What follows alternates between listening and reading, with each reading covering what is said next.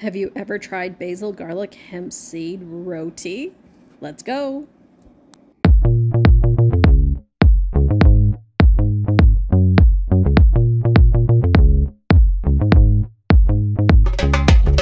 This roti is actually really nutritious, and it starts off with 4 cups of Atta Flour. Then I add half a teaspoon of salt, a teaspoon of garlic powder, not garlic salt, but garlic powder. And then 1 teaspoon of dried basil. You can rub it between your fingers to get out the oils. It makes it even more flavorful. And give that a good mix. Once these dry ingredients are really well combined, it's time to add olive oil, and I add about 2 tablespoons of olive oil. You can substitute this with avocado oil. Then I add in 2 additional teaspoons of hemp seed. It gives it another dynamic, another flavor, and another layer of texture. Once you've thrown the hemp seeds in, it's time to add a 1/4 cup of milk, and this keeps the entire mixture really moist and keeps your roti soft. You're looking to end up with a crumbly mixture. It comes together in about 3 minutes. Then it's time to add the water to really bring this dough together.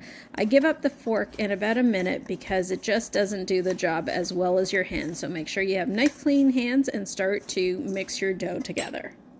My water is pretty warm, and I add it a little bit at a time so that I don't have too much water. Once I've got it into pretty good shape, I take it onto my marble counter and start rolling it and kneading it right on the counter. This takes a good 3 to 5 minutes, and then I take a piece of dough that is half the size of a golf ball, only because I want really thin rotis so I have a lot less carb when I'm eating. I flour my surface and flatten out my ball. Before I go any further, I want to let you know why I roll out the dough. So once you pull off a piece of dough, it's got really ragged edges. If you just flatten it out, when you go to roll it, you're going to get ragged edges at the end of your roti, which doesn't look very pretty and it cooks very unevenly. So by rolling it in your hand and flattening it in your palm, you're going to get nice even edges, and you just throw that into the Atta flour and begin to roll. You can see here how nice and even the edges are. When you begin to roll, you're going to have no problem getting an even roti.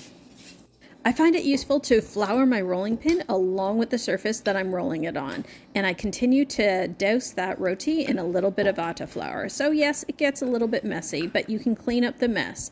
The most important thing is to get your roti nice and round and even. If you're not quite happy with the shape, you can keep rolling and shaping as you go along. You can stretch and pull. This roti is so forgiving. If it happens to develop a kink in it, don't worry, you keep rolling on top of it. It is that forgiving. Once you're happy with the shape, try and put away 5 or 6 before you start cooking them. I clap it in my hands just to get rid of some of the excess flour, and it's time to cook it on medium heat. Each side goes on for about 2 to 3 minutes. I pat it down with a flat spatula.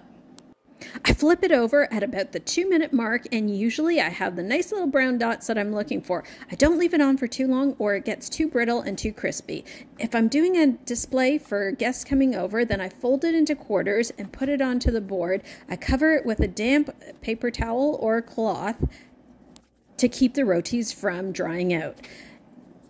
3 key points while you're making this roti is not to overcook it or it becomes very brittle and dry.